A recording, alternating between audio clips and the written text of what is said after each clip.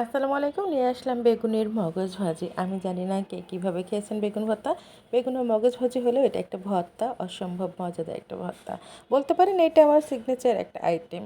আমার বাসায় যখনই কোনো মেহমান আসুক আমি চেষ্টা করি এই রান্নাটা অর্থাৎ এই ভর্তাটা করে খাওয়ানোর জন্য। আলহামদুলিল্লাহ সবাই প্রশংসা করেছে, কেউ কখনোই আমাকে নিরাশ করেনি। তো যাই হোক, কথা বলতে বলতে চলে আসি আমি এই ভর্তার মেন অংশে। হাতে সামান্য একটু তেল নিয়ে আমি এখানে মাত্র 2টা বেগুন নিয়েছি এবং বেগুনগুলো খুব ভালোভাবে তেলগুলো মাখাই দিয়ে চুলায় এখানে দিয়ে দিব এবং আগুনটা জ্বালিয়ে দিচ্ছি বেগুনটা পোড়ানোর জন্য। আসলে এখন আমাদের গ্যাস ছাড়া আর উপায় নাই। এর সাথে সুন্দর চুলার আগুনে দিয়ে দিলে বেগুনগুলো খুব ভালোভাবে রস মরে পুড়ে যায়, খুব ভালো লাগে। এখানে তো কোথায় পাবো সেই রকম, তো এখানে গ্যাসই ভরসা। তো যাই হোক, বেগুনগুলো উল্টায় পাল্টায় খুব ভালোভাবে নেড়েচেড়ে এইখানে পুড়িয়ে নিচ্ছি। বেগুনের চারপাশ ভালোভাবে ঘুরিয়ে ঘুরিয়ে পুড়িয়ে নিতে হবে। তো আমার একটা বেগুন পড়ে গেছিলাম, উঠে আবার খুব ভালোভাবে পুড়িয়ে নিয়েছি। পুড়িয়ে নিয়ে বেগুনটা যখন খুব ভালোভাবে ঠান্ডা হয়ে যাবে তখন আমি হাতের সাহায্যে বেগুনের খোসাটা ছাড়িয়ে নিচ্ছি। এই যে বলেছিলাম তেল মাখিয়ে দিলাম, এই যে তেল মাখানোর ফলাফল এটাই। তেল মাখালে বেগুনের খোসাটা খুব ভালোভাবে খুলে আসে। এই কারণে আমি সবসময় চেষ্টা করি বেগুন পোড়ানোর সময় হালকা একটু তেল মাখিয়ে দিতে। এই তো এত সুন্দরভাবে খুলে চলে আসে। তেলটা না দিলে বেগুনটা আসলে ওভাবে ভালোভাবে খোসাটা ছড়ে আসে না।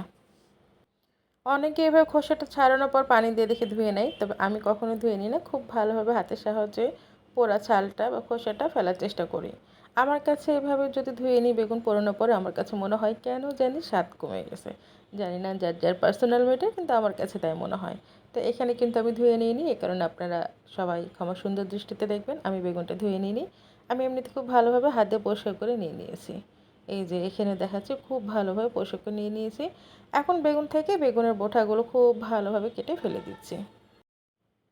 এটা ইচ্ছা করলে আসলে হাত দিয়েও করা যায়, আসলে আমার হাতের কাছে চাকুটা ছিল তাই আমি কেটে ফেলেছি। তো যাই হোক, এখন বেগুনগুলো 2টা কাঁটা চামচের সাহায্যে খুব ভালোভাবে চেক করে নিব যে কোনো পোকা আছে কি না। বেগুনের ভিতরে অনেক সময় পোকা থাকে, আমি এখানে খুব ভালোভাবে দেখে নিচ্ছি পোকা আছে কি না। আসলে বেগুন খুবই স্বাভাবিক ব্যাপার যে পোকা থাকতেই পারে। তো আমার এখানে বেগুনে কোনো পোকা ছিল না। আমি খুব ভালোভাবে বেগুনগুলো ম্যাশড করে নিচ্ছি। একেবারে ভর্তা যেভাবে করতে হয় সেভাবে একটু চামচ দিয়ে ভালোভাবে ম্যাশড করে নিচ্ছি। এই তো আমার এখানে সম্পূর্ণটা রেডি হয়ে গেল। এখন চলে আসি মেন প্রসেসিংয়ে। আমি এখানে নিয়েছি সরিষার তেল। আপনারা ইচ্ছা করলে এখানে সয়াবিন তেল নিতে পারেন, তবে চেষ্টা করবেন এই ক্ষেত্রে সবসময় সরিষার তেল ব্যবহার করার জন্য। আর এখানে আমি 2টা শুকনা মরিচ ভেজে তুলে নিলাম। এই তেলটাই আবার ব্যবহার করব। এই তেল প্রথমে দিয়ে দিলাম হাফ চা চামচ আস্ত জিরা, অর্থাৎ গোটা জিরা দিয়ে দিচ্ছি। গোটা জিরা সামান্য একটু লাল হয়ে আসলে এতে দিয়ে দিচ্ছি রসুন কুচি, কাঁচা মরিচ কুচি, আর দিয়ে দেবো পর্যাপ্ত পরিমাণ এখানে পেঁয়াজ। কেউ যদি বেশি পেঁয়াজ পছন্দ করেন পেঁয়াজটা বাড়াই দিবেন। আমি একেবারেই খুব একটা কম দিই নাই, এখানে 2-3টা পেঁয়াজ কুচি করে দিয়েছি। এখন সমস্ত কিছু যা কিছু এখানে আছে খুব ভালোভাবে নেড়ে চেড়ে নিয়েছি, খুব ভালোভাবে ভেজে নেব। তবে একেবারে বেরেস্তা করা যাবে না, একেবারে বেরেস্তা করতে যাবেন না। একটু যেন নরম হয় আবার যেন বেরেস্তার মতোও হয়, কিন্তু বেরেস্তা যেন পুরোপুরি না হয়। ঠিক এই অবস্থায় আমি এখানে একটা ডিম দেবো। অবশ্যই এই রেসিপিতে আপনাকে ডিম ব্যবহার করতে হবে। আমি একটা ডিম ব্যবহার করেছি, যেহেতু আমার বেগুনের পরিমাণ অল্প বা ছোট ছোট ছিল তাই।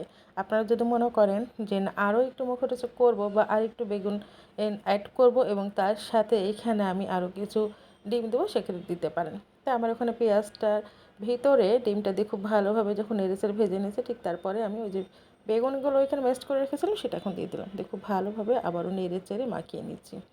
ঠিক এই পর্যায়ে এখন আমি দিয়ে দিব স্বাদ মতো লবণ। আমি আগে দিই নাই লবণটা, ডিমের সাথে দিলে ডিমগুলো অনেক বেশি লবণাক্ত হয়ে যায় এই কারণে। তাই এখানে লবণটা দিয়ে আমি আবারও খুব ভালোভাবে নেড়েচেড়ে ভালোভাবে মাখিয়ে নিচ্ছি। এই ভর্তাটা এত বেশি মজা লাগে, অসম্ভব মজা লাগে। এটা ভাতের সাথে তো খুবই ভালো যায়, ইচ্ছা করলে আপনারা রুটির সাথেও খেতে পারবেন। এইভাবে খুব ভালোভাবে নেড়েচেড়ে মাখিয়ে দিতে। আর ওই যে প্রথমে যে 2টা আমি শুকনা মরিচ ভেজে নিয়েছিলাম সেটা এখন এখানে গুঁড়া করে দিয়ে দিলাম। আসলে আমার কাছে কোনো চিলি ফ্লেক্স ছিল না, এই কারণে এখানে আপনারা শুকনো মরিচটা গুঁড়া না করে এখানে সরাসরি চিলি ফ্লেক্সটাও দিতে পারেন। দিয়ে আমি আবারও খুব ভালোভাবে মিশিয়ে নিচ্ছি। আর অবশ্যই ধনেপাতা ব্যবহার করবেন। ধনেপাতার নিজস্ব একটা ফ্লেভার আছে, আর এই বেগুন ভর্তার ভিতরে ধনেপাতা দিলে এর টেস্ট এবং গন্ধ যেন আরও বেশি বেড়ে যায়। আমি সবসময় চেষ্টা করি একটু ধনেপাতা অ্যাড করার জন্য। তো ধনেপাতা অ্যাড করার পরেও আমি আবারও খুব ভালোভাবে নেড়েচেড়ে মাখিয়ে নিয়েছি। ধনেপাতাটা একটু শেষ হওয়ার পূর্ব মুহূর্তে দিয়েছি যেন একটু সবুজ সবুজ সতেজ থাকে এই কারণে। আর সব শেষে আমি আবারও এইখানে সামান্য একটু সরিষার তেল অ্যাড করে দিব। একেবারে নামানোর আগে যেন সরিষার তেলে মানে ভর্তার ভিতর সরিষার তেল থাকলে গন্ধটা একটু ভালো লাগে। এই কারণে এই যে একেবারে নামানোর আগে মুহূর্তে আমি এখানে 1 টেবিল চামচ মতো আবারও একটু সরিষার তেল দিয়ে নেড়েছেড়ে নামিয়ে নেব। তো এই ছিল খুবই সহজভাবে বেগুনের মগজ ভাজি। এটা বেগুনের মগজ ভাজি বা ভর্তা যে নামেই চিনুন না কেন অসম্ভব মজাদার। নিশ্চয়ই আপনারা ট্রাই করবেন বাসায়। সে সাথে আমার জন্য দোয়া করবেন। আর নতুন নতুন রেসিপি পেতে আমার যদি ফেসবুক পেজ থেকে দেখেন সেক্ষেত্রে ফলো দিয়ে রাখবেন। আর ইউটিউব যদি থাকে সেইখান থেকে দেখলে পরে আমাকে অবশ্যই সাবস্ক্রাইব করে রাখবেন। আর কেমন হলো অবশ্যই জানাবেন। তো সবার সুস্বাস্থ্য কামনা করে আজকের মতো আল্লাহ হাফিজ। আসসালামু আলাইকুম।